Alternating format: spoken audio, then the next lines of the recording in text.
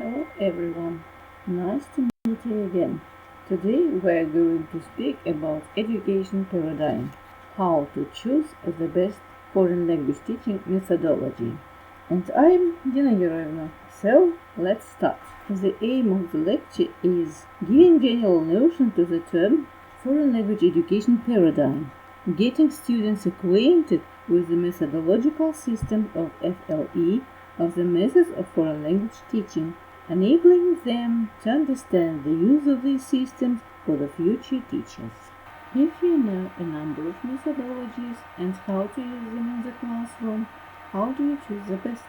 The best teachers choose the best methodology and the best approach for each lesson or activity. They aren't wedded to any particular methodology. Rather, they use principled eclecticism, freely moving between lessons, tasks, methodologies, and approaches almost seamlessly. Have you ever had to teach a grammatical construction that only appears in written form and then had your student practice it by writing? Then you used the grammar translation method. Have you ever talked to your students in question-answer form, hoping that we will pick up the grammar point that you are trying to teach? Then you've used the direct method. Have you ever repeatedly drilled grammatical endings or numbers or months, perhaps before showing them to your students? Then you've used the audiolingual method. Have you ever played Simon Says or given your students commands to open their textbook to a certain page? Then you've used the total physical response method. Have you ever written a thematic unit on a topic not covered by the textbook, incorporating all four skills and culminating in a final assignment? Then you've used task-based learning. If you've done all these, then you've already practicing principled ellipticism.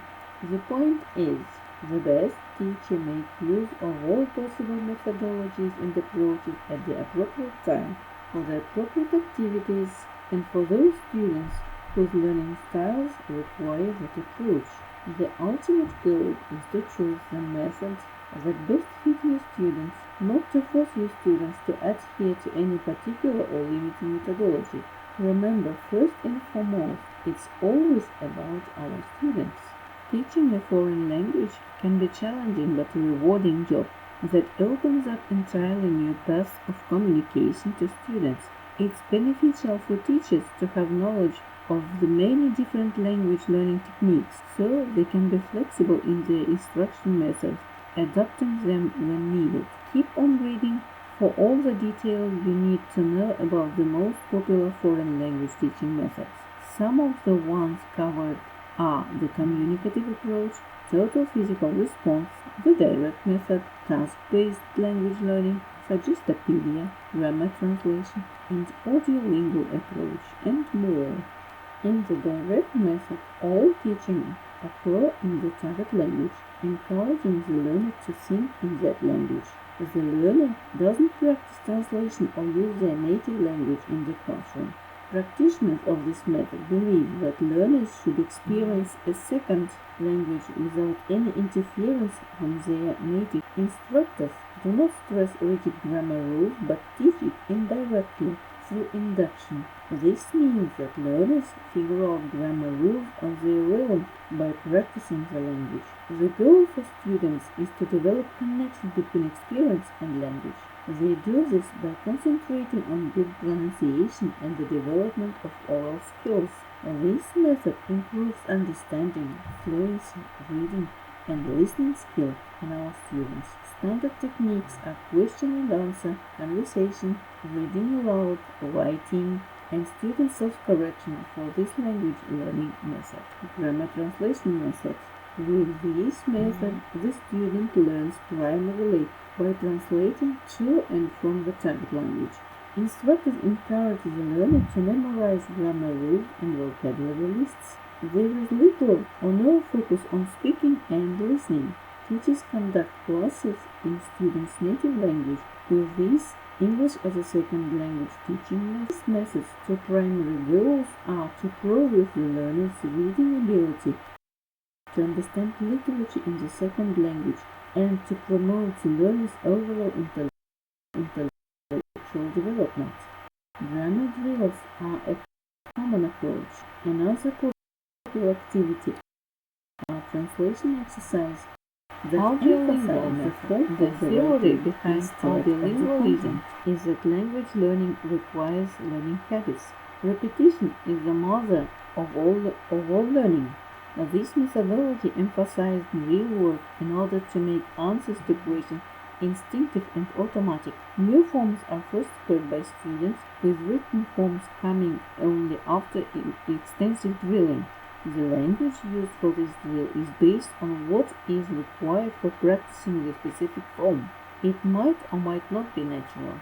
An example of an audiolingual activity is a substitution drill. The instructor might start with a basic sentence such as "I see the ball," after which she called up a series of pictures through which students substitute ball with each new picture. Another possibility is a transformation drill where the instructor says, "I read a book," which the students change into "I don't read a book." The communicative approach is the most widely used and most widely accepted approach to classroom-based foreign language teaching today, and in many ways is a combination of those approaches and methodologies that appeared before.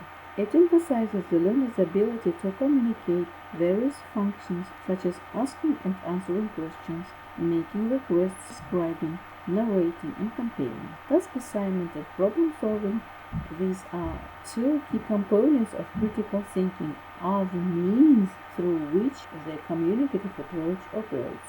Unlike the direct method, grammar is not taught as it happens in context. Detailed error correction is de-emphasized in favor of the theory that students will naturally develop accurate speech through frequent use.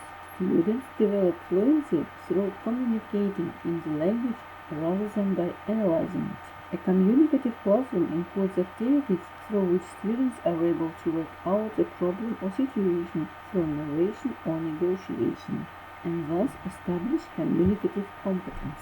Task-based learning, a refinement of the communicative approach, focuses on the completion of specific tasks through which language is taught and learned. Language learning uses a language that they will know to complete a variety of assignments, acquiring new structures, forms, and vocabulary as necessary. Little error corrections provided. In this type of learning environment, 3 to 4 week segments are devoted to a specific topic: ecology, security, medicine, religion, health, culture, etc. Students learn about a specific topic step by step using a variety of resources, with each unit culminating in a final project such as a written report or presentation. Activities are similar to those found in a communicative classroom, but they are always based around a single specific theme.